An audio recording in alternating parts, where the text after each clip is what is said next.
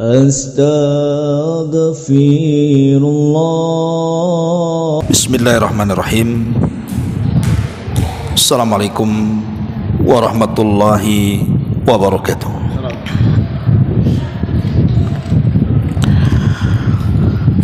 Alhamdulillahi rabbil alamin, Ar-Rahmanir Rahim, Maliki yaumiddin. Wassalatu wassalamu ala asrafil anbiya'i wal mursalin, Sayyidina Muhammadin wa ala alihi wa sahbihi wa sallim. Rabbi israh li sadri wa yassir li amri wahlul 'uqdatam min lisani yafqahu qawli, amma ba'du. Ma'asyiral muslimat yang dimuliakan Allah Subhanahu wa taala, alhamdulillah di pagi menjelang siang ini kembali kita bisa duduk di taman-taman sorga di Masjid Nidaul Ilmi, tentu dalam rangka taqarrub, mendekatkan diri kepada Allah Subhanahu wa taala dengan talabul ilmi. Tak lupa salawat dan juga iringan salam tetap kita hadiahkan kepada qudwah kita, rasul kita, Nabi besar Muhammad sallallahu alaihi wa ala alihi wasallam. Pembahasan di pagi menjelang siang ini, karena kita berada di bulan Sya'ban yang merupakan gerbang masuknya bulan Ramadan, tentu sangat pas pembahasannya. Kita akan membahas seputar perkara-perkara yang bisa menghancurkan gerbang Ramadan. Apa saja perkara-perkara yang bisa menghancurkan gerbang Ramadan? Padahal harusnya seorang muslim dan muslimah itu mempersiapkan diri agar bisa masuk ke gerbang Ramadan itu dan mendapatkan kemuliaan dan juga pahala besar selama Ramadan yang kita nantikan selama ini. Tapi rupanya ada orang-orang yang justru mereka sudah mengotori Ramadan sebelum masuk Ramadan. Ma'asyiral muslimat yang dimuliakan Allah Subhanahu wa taala, di dalam sebuah hadis Nabi sallallahu alaihi wasallam pernah bersabda bahwa Allah Subhanahu wa taala akan menampakkan dirinya di malam pertengahan bulan Sya'ban. Artinya Allah Subhanahu wa taala akan turun ke bumi, kemudian akan mengampuni dosa-dosa seluruh hamba-hambanya kecuali dua manusia, kata Nabi.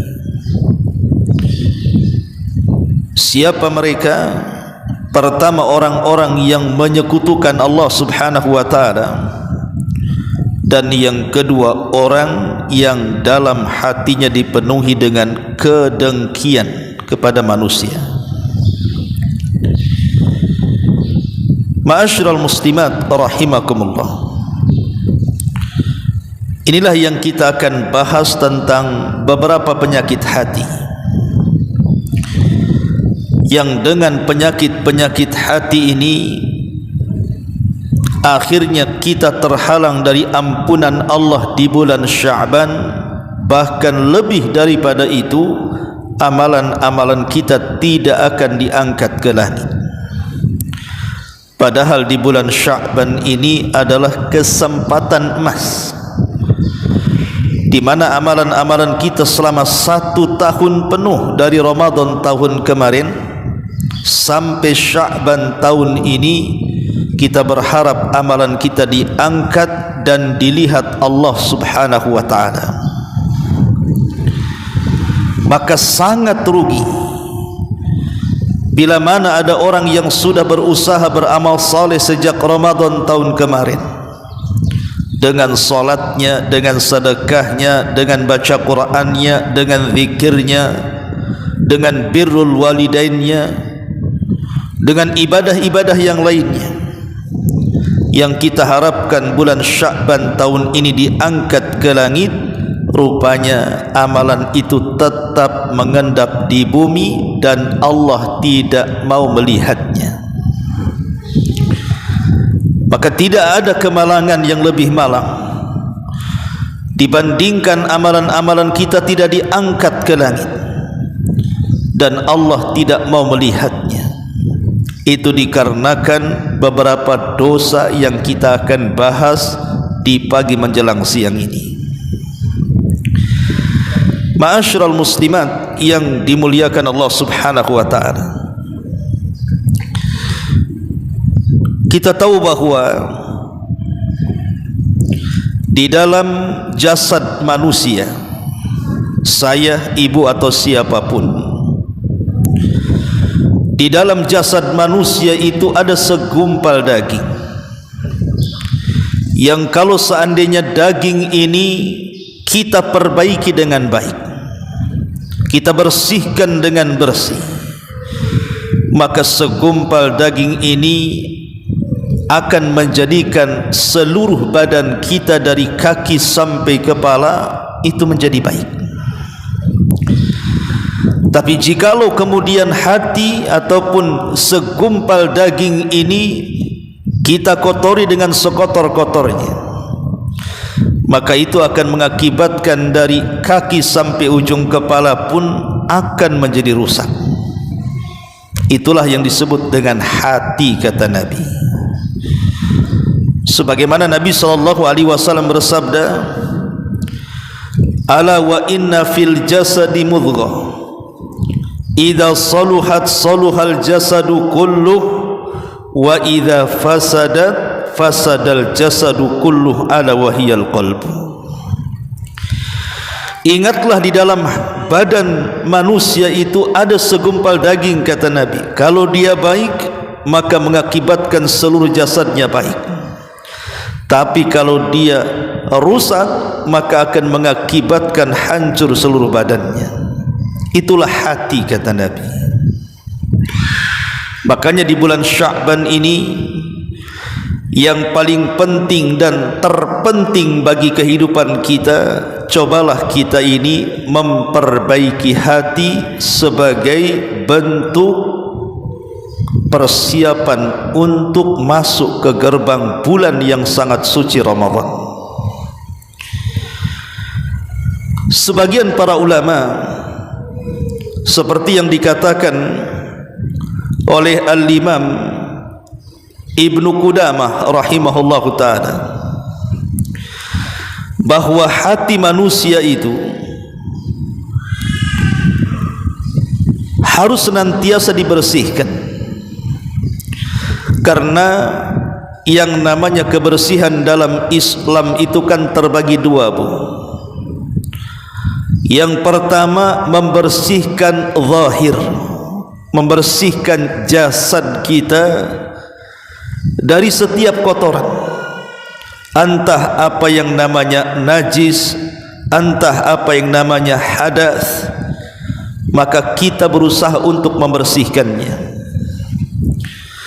Karena hadas dan najis ini bisa menghalangi kita dari ibadah kepada Allah Subhanahu wa ta'ala. Salat kita tidak akan sah kalau seandainya dalam fisik kita ada hadas dan najisnya. Sementara tujuan hidup manusia adalah ibadah. wa ma khalaqtul jinna wal insa illa liya'budun. Tidaklah aku ciptakan jin dan manusia kecuali mereka diperintahkan untuk beribadah. Lah salah satu ibadah yang vital adalah salat. Dan salat tidak akan sah kalau kita tidak membersihkan badan kita dari hadas dan najis. Kemudian yang kedua, ada pembersihan yang lebih daripada itu, di mana kita disuruh untuk membersihkan bukan hanya lahiriah saja, bahkan kepada jasmani juga kita harus membersihkannya. Dari apa itu? Minadz-dzunubi wal atham, dari perbuatan dosa-dosa dan kemaksiatan-kemaksiatan, baik maksiat yang dilakukan hati, baik maksiat yang dilakukan pandangan, pendengaran, ucapan, langkah tangan dan kaki, akal dan pikiran, maka kita juga dituntut untuk membersihkannya. Di mana jangan sampai pandangan ini memandang sepandang-pandangnya, kemudian telinga mendengar sedengar-dengarnya, kemudian lisan bicara seomong-omongnya, atau mungkin perut diisi seisi-isinya. Tetapi seseorang harus memilah dan memilih apa yang harus dipandang, apa yang harus didengar, apa yang harus diucapkan, apa yang harus dipikirkan, dan apa yang harus digerakkan. Harusnya itu yang menjadi landasan kita seorang mukmin di bulan Sya'ban ini. Berusaha bukan hanya sekadar memperhatikan taharah badan saja, tapi lebih daripada itu juga membersihkan hati dan anggota badan dari kemaksiatan-kemaksiatan dan kemungkaran. Ma'asyiral muslimat yang dimuliakan Allah Subhanahu wa taala, terkadang kita ini lebih memperhatikan tentang kesehatan badan jasmani kita dibandingkan ruhani kita.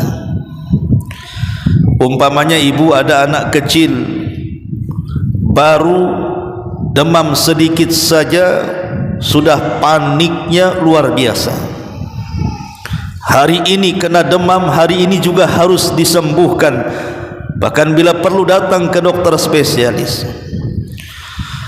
Atau mungkin badan kita terasa tidak enak, susah makan, susah tidur, kita sudah terbayang ini penyakit apa yang ada pada badan kita, sehingga kita terpaksa harus mengeluarkan uang untuk konsultasi ke dokter, membeli obat-obatan supaya badan kita sehat dan bugar. Itu terkadang kalau urusan penyakit badan luar biasa tuh.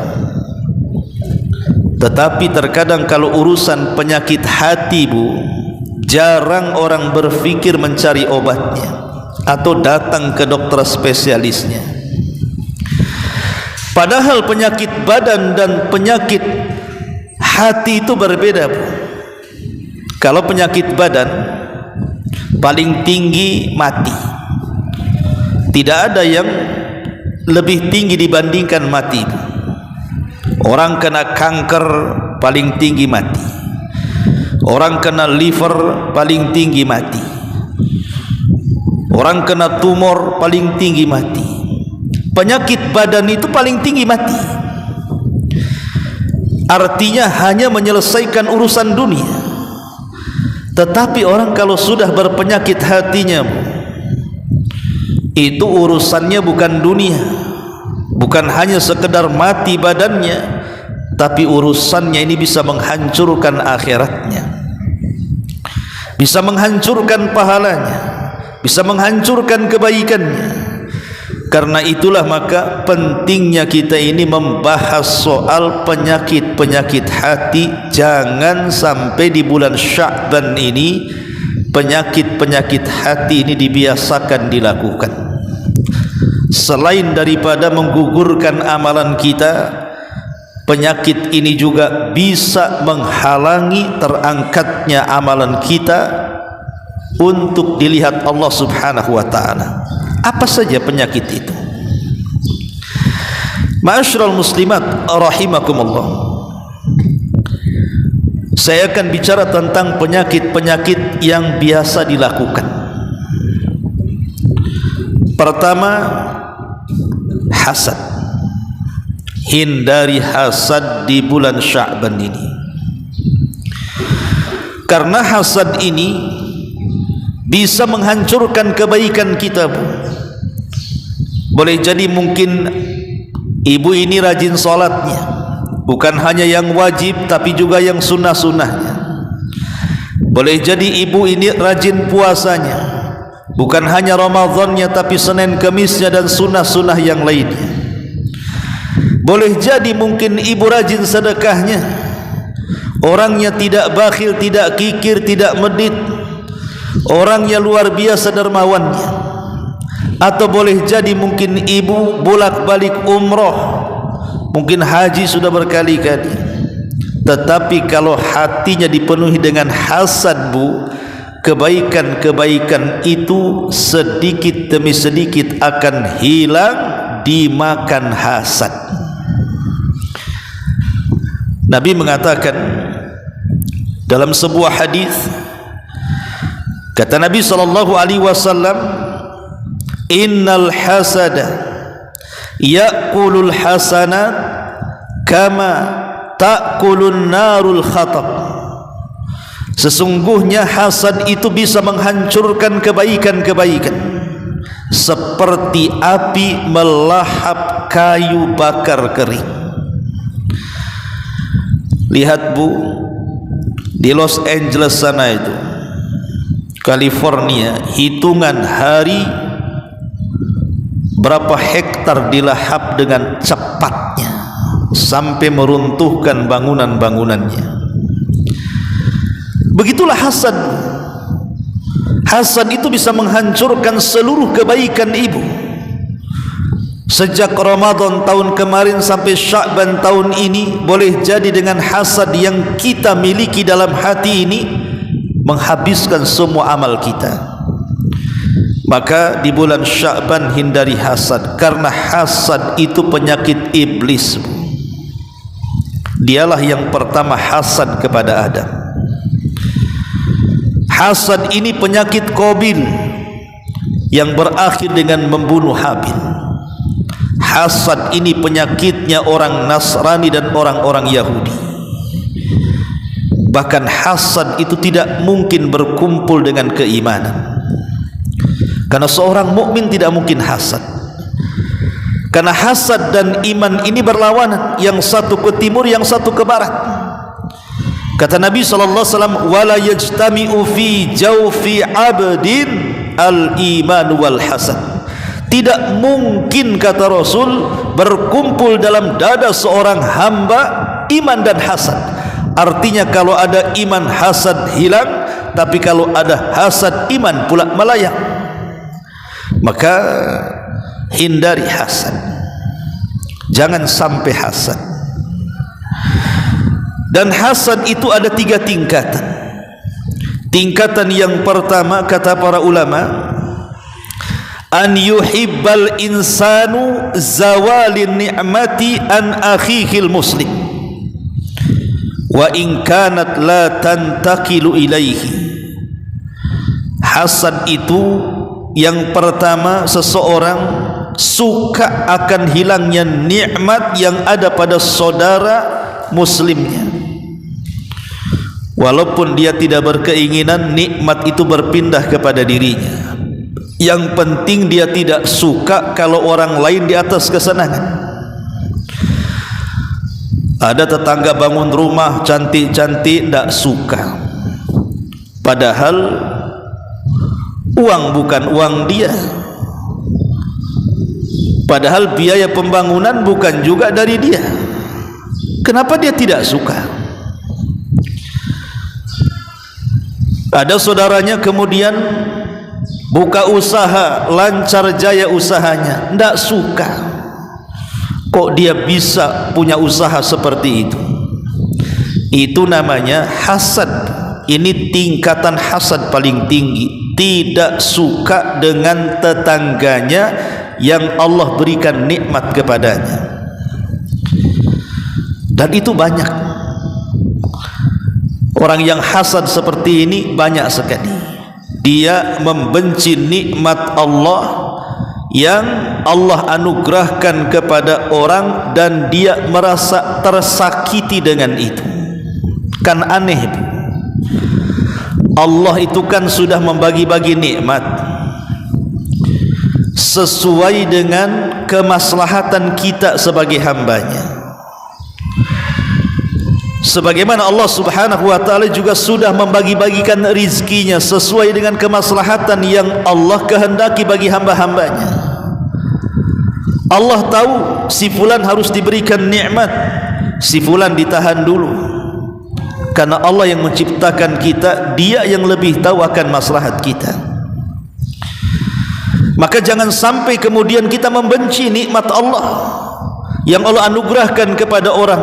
Itu suka-suka Allah mau ngasih siapa saja. Kenapa kita yang sakit hati? Kok sakit hati kepada Allah ini gimana ceritanya? Maka orang hasad itu adalah orang yang sakit hati kepada Allah. Kenapa Allah beri dia nikmat, kenapa Allah tak beri saya nikmat seperti dia? Maka sakit hati kepada Allah ini bagian daripada dosa besar. Ini yang pertama. Kemudian yang kedua, tingkatan hasad adalah an yatamanna li nafsihi. An yatamanna li nafsihi, atau yang kedua, afwan, an yuhibba zawalan ni'mati min ghairihi li raghbatihi fiha raja'a intiqaliha ilaihi. Ini tingkatan hasad yang kedua. Seseorang suka kalau seandainya nikmat pada orang lain itu hilang, karena ada keinginan nikmat itu berpindah kepada dirinya. Ini bahaya. Macam mana nikmat orang itu hilang kemudian berpindah kepada dirinya? Seperti para pedagang yang sama-sama hasad dengan pedagang, kemudian menghasut orang untuk tidak membeli dagangannya dan membeli dagangan dia. Dia hancurkan usaha orang supaya orang-orang itu datang membeli usahanya. Ini hasad yang tingkat tinggi ini. Maka tidak boleh seseorang mengatakan seperti itu, karena rizki orang itu masing-masing.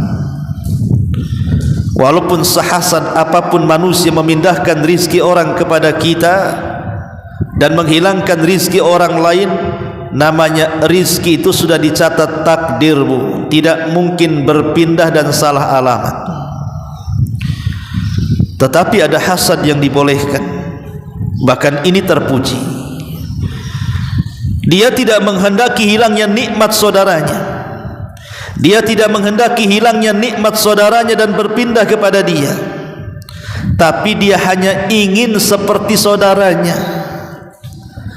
dan tidak menghendaki kehilangan nikmat saudaranya. Dia hanya ingin seperti saudaranya saja. Tetangga umpamanya Buya beli mobil, kepengen beli mobil, dah apa-apa. Tetangga bangun rumah cantik-cantik, pengen juga lah kayak tetangganya, tidak ada masalah. Kalau tidak ada hasad, hanya keinginan saja, pengen seperti dia. Dan akan lebih baik lagi kalau keinginannya dalam hal-hal yang positif. Tetangganya bisa umroh, pengen seperti dia umroh. Tetangganya bisa haji, pengen seperti dia haji. Tetangganya bisa dengan uangnya membantu fuqara wal masakin, pengen juga seperti dia. Itu namanya hasad yang terpuji, Bu. Ambillah hasad yang ketiga. Ma'asyiral muslimat yang dimuliakan Allah Subhanahu wa taala, ini yang pertama hasad. Hindari hasad, karena hasad itu bisa menghancurkan agama, menghancurkan pahala, menghancurkan iman, membuat Allah murka. Bahkan amalan kita 1 tahun di bulan Sya'ban tidak akan diangkat ke langit. Na'udzubillahi min dzalik. Ini yang pertama. Yang kedua, jangan mencari-cari aib orang lain. Ingat Bu ya, jangan mencari-cari aib orang. Mencari-cari aib orang itu tentu bukan karena niat yang baik. Ingat Bu, mencari aib orang bukan karena niatan baik, dan itu yang banyak. Nabi SAW bersabda dalam sebuah ceramahnya, Rasul mengatakan, ya ma'syara man amana bilisanihi walam yadkhulil imanu qalbah la taghtabul muslimin wala tattabi'u awratihim fa innahu man tatabba'a awrata akhihil muslim tatabba Allahu awratahu wa man tatabba Allahu awratahu yafdahuhu walau kana fi jawfin fi baitihi. Kata Nabi, wahai orang-orang yang beriman, sebatas di lisan namun iman belum menyentuh kalbunya, jangan kalian membicarakan kekurangan seorang muslim. Jangan pula mengorek-ngorek aib mereka, karena barang siapa yang berusaha untuk mengorek-ngorek aib saudaranya muslim, Allah pasti akan membalas dengan mengorek-ngorek aibnya. Maka siapa saja yang Allah korek aibnya, maka Allah akan sebarkan segala aibnya walaupun berada di dalam rumahnya. Lihat Bu, al-jaza min jinsil amal. Orang yang suka mengorek-ngorek aib saudaranya, pasti Allah akan korek aibnya walaupun ibu bersembunyi dalam rumahnya. Bahaya Bu. Makanya beruntung Bu kalau lisan ibu terjaga dan tidak suka membicarakan aib orang. Kata Rasul, tuba liman syaghalahu aibahu an uyubin nas. Beruntung, kata Rasul, bagi orang-orang yang menyibukkan dengan aib dirinya sendiri dan tidak menyibukkan untuk menyingkap aib orang. Beruntung. Rasul mengatakan tuba, dan tuba itu pohon di sorga Bu. Jadi orang-orang yang senantiasa sibuk kemudian memandang aibnya diri sendiri dan tidak sibuk dengan memandang aib orang, maka mereka akan dikatakan tuba, akan mendapatkan pohon yang indah di sorga. Beruntung bagi mereka. Begini Bu ya, tadi saya katakan mencari aib orang tentu bukan ada niatan baik. Mungkin latar belakangnya karena hasad, karena iri hati, kecemburuan sosial, dan lain sebagainya. Sehingga latar belakang tadi karena mungkin hasad, karena dengki, iri hati, kecemburuan sosial, akhirnya ibu pagi, siang, sore, malam sibuk mencari aib orang. Kadang-kadang targetnya macam-macam kan Bu. Mungkin untuk menghancurkan martabat orang, boleh jadi menghancurkan kehormatan orang, atau mungkin ingin menghilangkan wibawa orang, atau mungkin menghilangkan nama baik orang supaya masyarakat tidak memandang dia baik dan terisolir dari masyarakat. Bisa saja itu terjadi.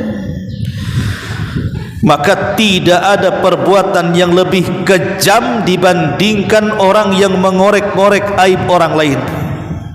Tidak ada perbuatan yang lebih kejam dibandingkan orang-orang yang mengorek aib orang lain. Kenapa demikian? Karena dia juga punya aib. Ngapain aib orang dibongkar? Dia sendiri tidak lepas daripada aib. Karena kalau seandainya ibu ini masih suka mengorek-ngorek aib orang lain, lalu apa gunanya persaudaraan dalam Islam itu?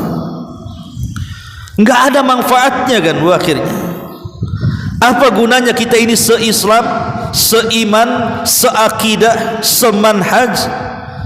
Apa gunanya coba? Berarti kan merobek persaudaraan orang lain. Bukankah Nabi yang mengatakan bahwa muslim itu bersaudara dengan muslim yang lainnya? Kata Nabi, kunu ibadallahi ikhwana, jadilah kalian hamba-hamba Allah yang bersaudara.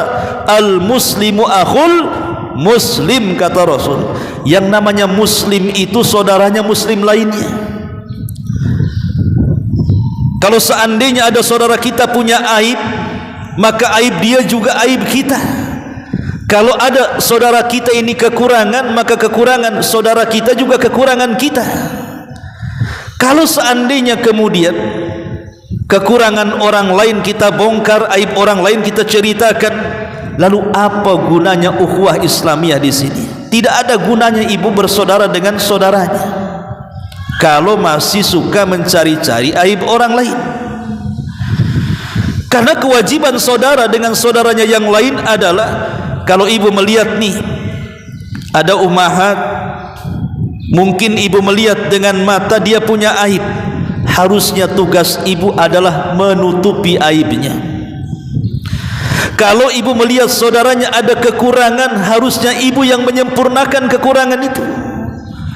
Karena bagaimanapun Nabi yang mengatakan tidak akan sempurna iman seseorang sampai dia mencintai saudaranya seperti dia mencintai dirinya. La yu'minu ahadukum hatta yuhibba li akhi ma yuhibbu li nafsi. Tidak sempurna imannya kalau dia belum mencintai saudaranya seperti dia mencintai dirinya. Apa dikatakan cinta dengan saudara kalau aib saudaranya disingkap? Apa dikatakan cinta dengan saudaranya kalau seandainya kekurangan saudaranya diumbar kemana-mana? Maka hindari, jangan sampai menyingkap aib orang. Apalagi di zaman sekarang ini kan zaman gosip kan Bu ya, zaman isu, zaman gosip di zaman sekarang ini.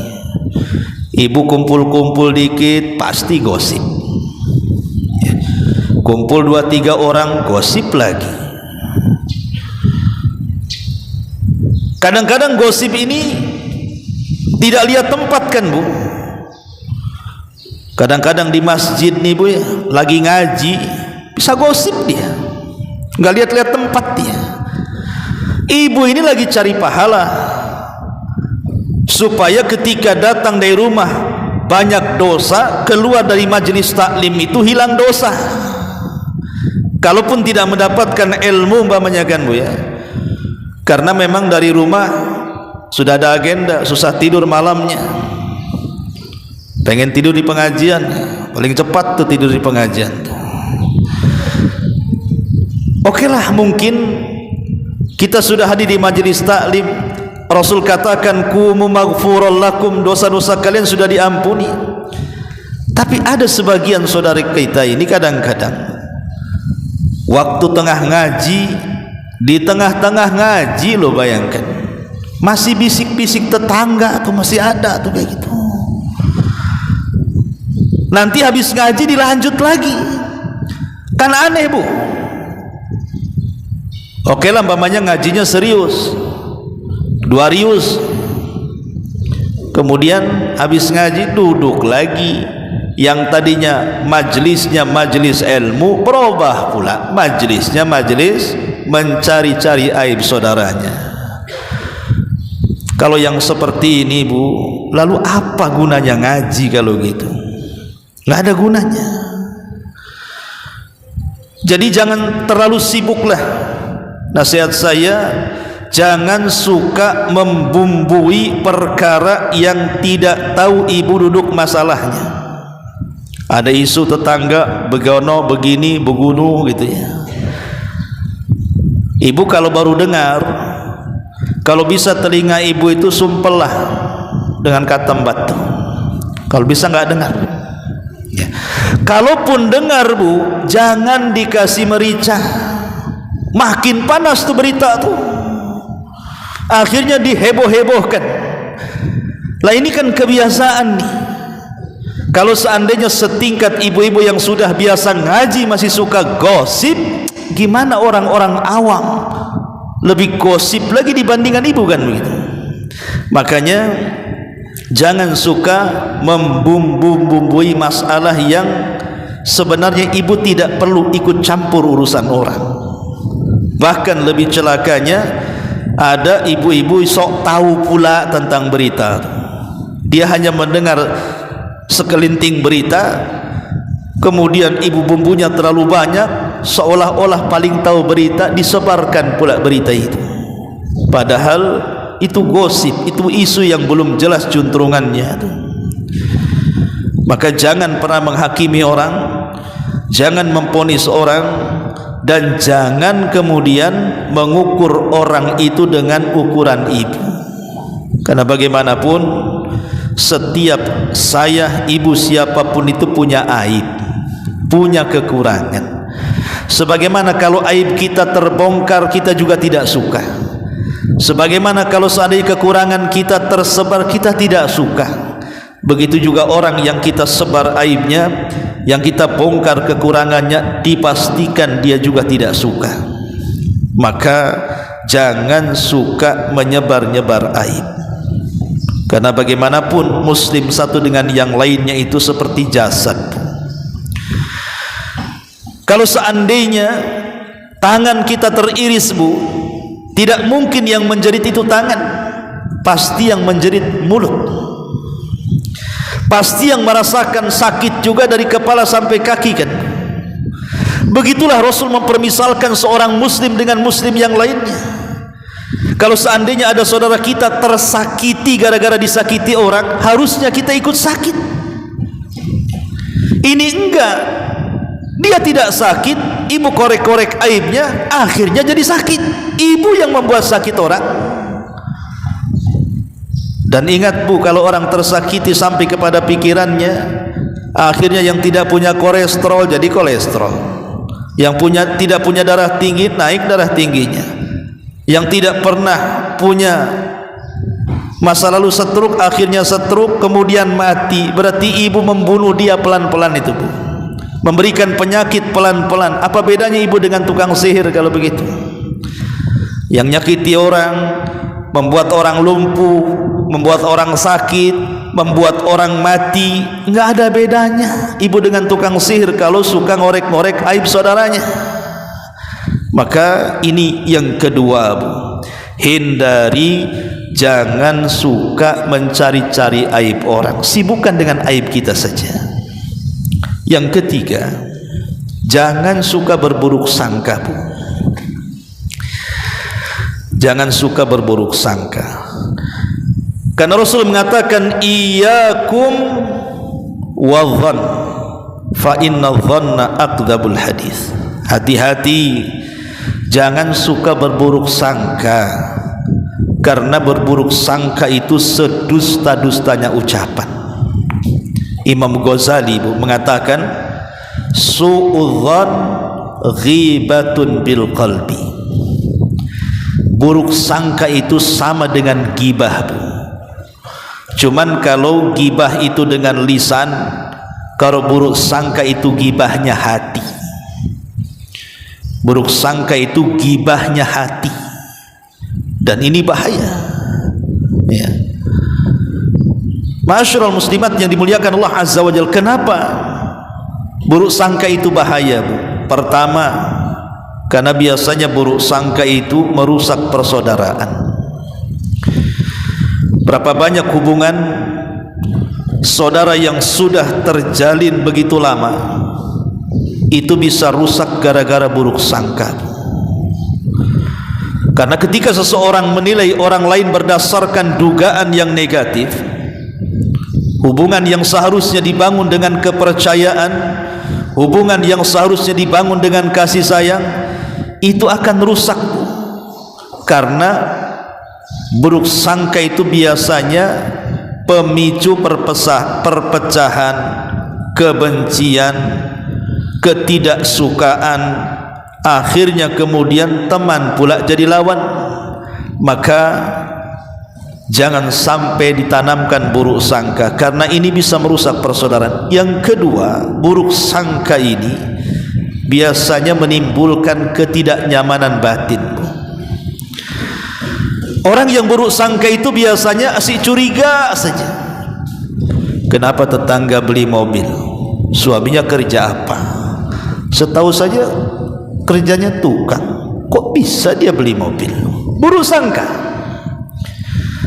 Ya boleh jadi mungkin ada orang yang ngasih rezeki sama dia, dia kejatuhan duren gitu ya. Kan nggak tahu, Bu.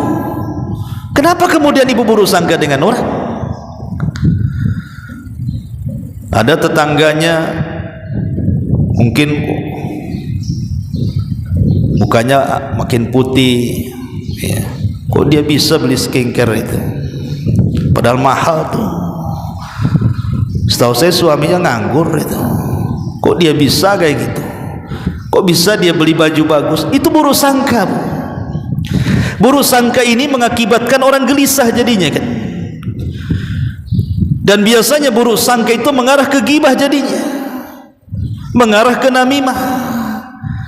Makanya hilangkan tuh buruk sangka itu, karena buruk sangka ini bagian daripada dosa besar. Tidak boleh. Lihat bagaimana Nabi SAW saat berdua dengan istrinya Safiyah di malam hari bulan Ramadan. Duduk-duduklah di samping masjid Nabi dengan Safiyah itu. Datang dua sahabat lewat dengan cara tergesa-gesa. Maka Nabi SAW kemudian mengatakan, ala rislikuma, pelan-pelanlah kalian kalau kalian jalan itu, kata Nabi. Yang di samping saya ini Safiyah, bukan siapa-siapa, dia istriku, kata Nabi. Maka dua orang ini mengatakan, ya Rasulullah, tidak mungkinlah kami ini berburuk sangka kepada engkau. Tapi apa kata Nabi? Bukan begitu. Yang namanya setan itu masuk dari jalan darah. Bisa saja kemudian setan yang masuk di jalan darah kalian berdua masuk dalam kolbu kalian berdua, akhirnya berburuk sangka kepada aku, kata Nabi. Makanya ku jelaskan, ini istriku Safiyah. Lihat bagaimana Nabi SAW memutus rantai buruk sangka itu. Jadi kalau seandainya ada kenikmatan yang Allah anugerahkan kepada saudara kita, katakan alhamdulillah. Allah masih menganugerahkan nikmat kepada saudara saya. Tetapi ya Rabb, ya kata Rasul, tetapi ya Rabb, limpahkan jugalah nikmat itu kepadaku. Jadi Nabi SAW mengajarkan kepada kita agar melihat kenikmatan orang lain itu dengan cara disyukuri, bukan dengan cara diburuk sangkai. Dari mana dia mendapatkan itu? Kenapa dia begitu? Kok bisa dia seperti itu? Maka hati-hati. Ini yang ketiga ya, di bulan Sya'ban ini hilangkan perasaan buruk sangka. Kemudian yang keempat, jangan suka mengadu domba. Domba saja diadu tuh tidak suka, Bu. Itu domba betulan, Bu. Ibu pula ngadu domba. Yang dombanya saja nggak mau diadu. Ya. Satu hari Nabi SAW jalan di kuburan, Bu. Melintasi kuburan. Rupanya Rasul mendengar ada dua kuburan yang sedang disiksa. Dan itu mukjizat. Allah memperdengarkan kepada Nabi ada dua kuburan yang sedang disiksa. Maka Nabi dengan cekatan mengambil pelepah kurma yang masih basah, kemudian dibelah jadi dua. Yang satu diletakkan di satu kuburan, yang satu diletakkan di kuburan lainnya. Sahabat heran, apa yang dilakukan Nabi? Sehingga mereka bertanya, ya Rasulullah, kenapa engkau menancapkan dua pelepah kurma yang basah itu di dua kuburan itu? Baru Rasul menjelaskan, ya mudah-mudahan sebelum pelepah kurma ini kering bisa meringankan azab orang yang sedang diazab di dalamnya. Kemudian Rasul memerinci, adapun orang ini nih yang diazab nih, kuburan ini la yastatiru min baulihi, karena ketika dia kencing, kata Rasul, dia tidak mau menutupi diri, asik buka resleting langsung cur gitu saja. Ini kan bahaya tuh.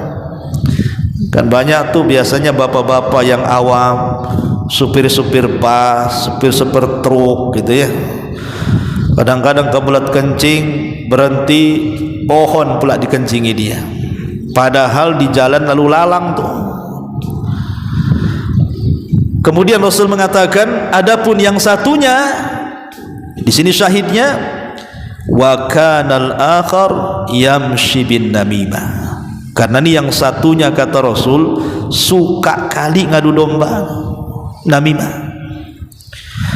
Makanya dengan tegas Allah Subhanahu wa taala melarang, wala tuti kulla hallafim mahin hammazim masya'im binamim manna'ilil khairi mu'tadin athim, kata Allah. Dan janganlah kamu ikuti setiap orang yang banyak bersumpah lagi hina, yang banyak mencela, yang kian kemari mengadu domba ke sana kemari, yang banyak menghalangi perbuatan baik, yang melampaui batas lagi banyak melakukan dosa. Allah mengatakan hammazim masya'im binamim, ke sana kemari hanya ngadu domba saja. Maka di bulan Sya'ban berhenti, jangan suka ngadu domba. La yadkhulul jannah namam, kata Rasul, tidak masuk surga pelaku namimah itu, yang suka ngadu domba. Dan biasanya nih Bu, ada 7 ciri orang yang suka ngadu domba. Mudah-mudahan tidak ada pada ibu yang 7 ciri ini. 1, suka membicarakan orang. 2, suka dusta kalau cerita. 3, pura-pura netral padahal dia berpihak kepada kawannya. 4, suka membesar-besarkan masalah. 5, suka hasut sana sini. 6, kalau cerita berubah-ubah tuh, kemarin lain sekarang lain. Terakhir nggak mau tanggung jawab biasanya. Kira-kira ada nggak nih yang 7 perkara ini? Pertama, suka membicarakan orang. Indikasi orang yang tukang adu domba adalah suka membicarakan orang. Kalau sudah dimulai membicarakan orang Bu, ini tanda-tandanya nih. Kemudian yang kedua, suka dusta kalau cerita. Dia tidak tahu faktanya, dia dusta kalau cerita tuh. Ngomong ke yang ini lain, ke yang itu lain. Kemudian juga pura-pura netral dia sama kawannya, padahal dia sedang ngompor itu. Kemudian terkadang masalah sederhana dibesar-besarkan, harusnya kan menyederhanakan masalah, ini tidak membesarkan masalah. Masalahnya sepele, tapi ibu karena bumbu rujaknya itu sangat pedas sekali gitu ya, akhirnya ya keluar dari mulutnya ya asap, ya api, ya macam-macam keluar jadinya.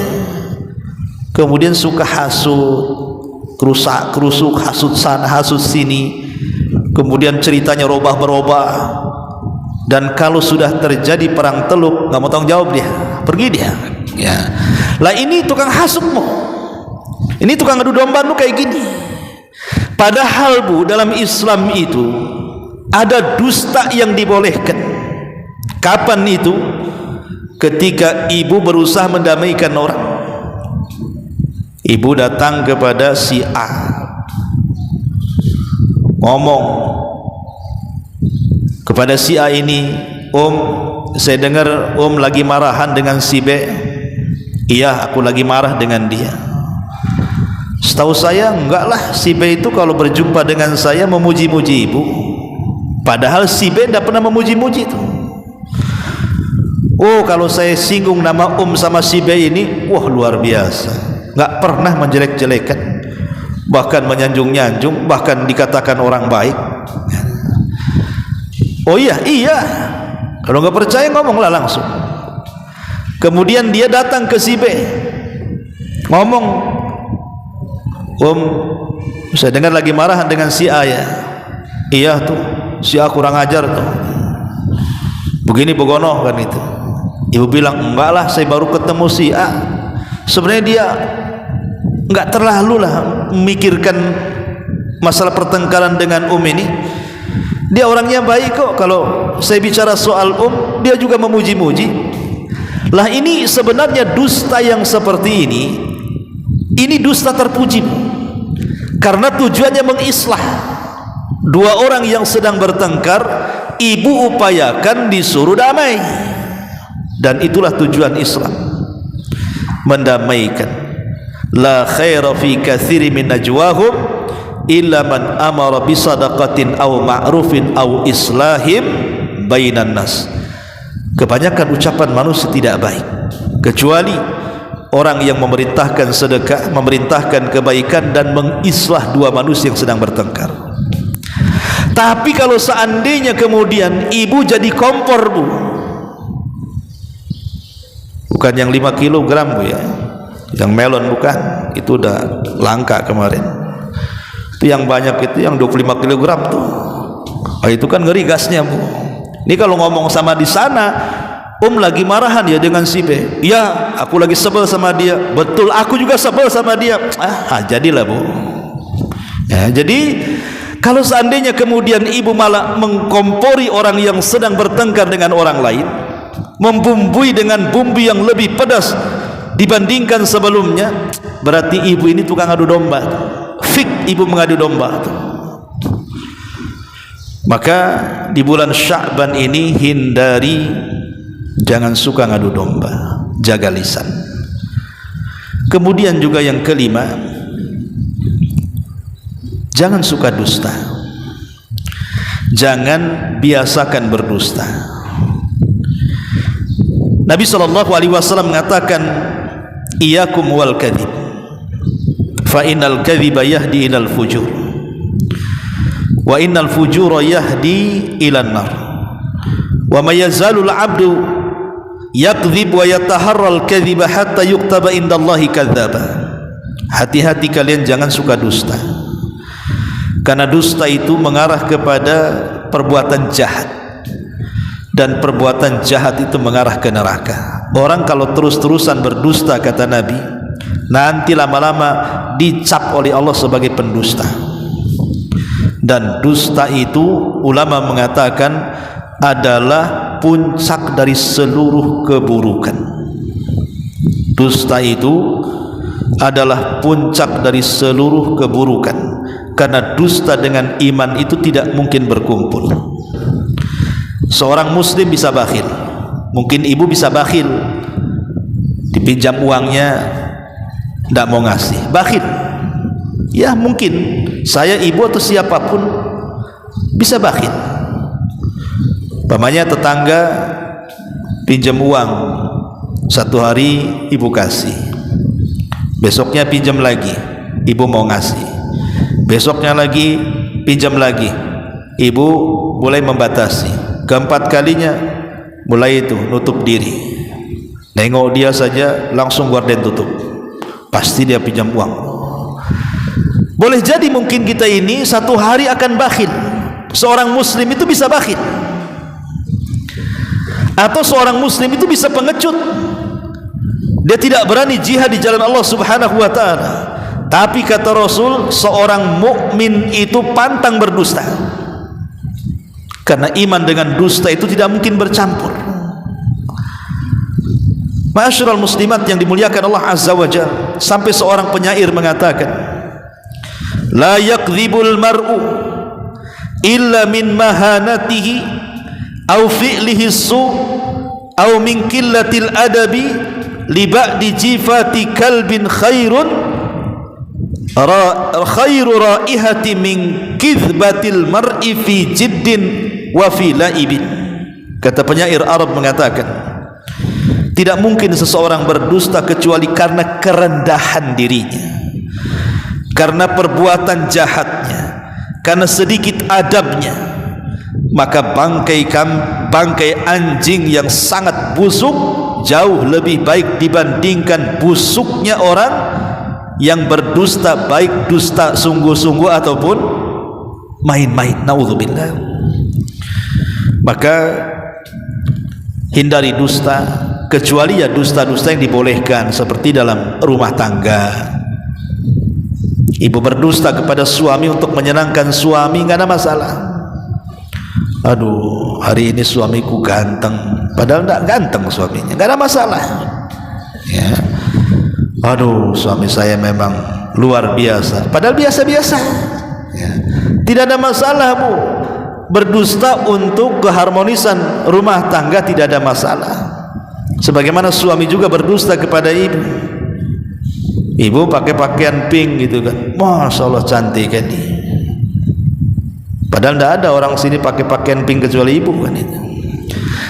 Nggak ada masalah kalau dusta dalam keluarga, ataupun dusta dalam menjaga kehormatan seorang muslim. Tetangga sebelah muslim, tetangga sebelah kafir, bertengkar nih muslim kafir ini.